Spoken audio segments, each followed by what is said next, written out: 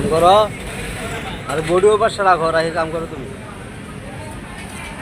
এখানে master pattern করা হয়েছে, এটা ক্রস স্টিচ, আর একটা পিটিতে আছে হচ্ছে আগে না বাতাল্লা স্টিচ, আর P3-তে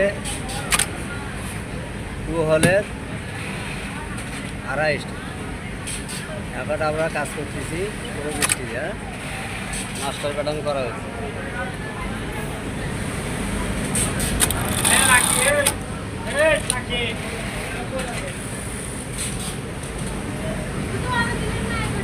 থাকো এটা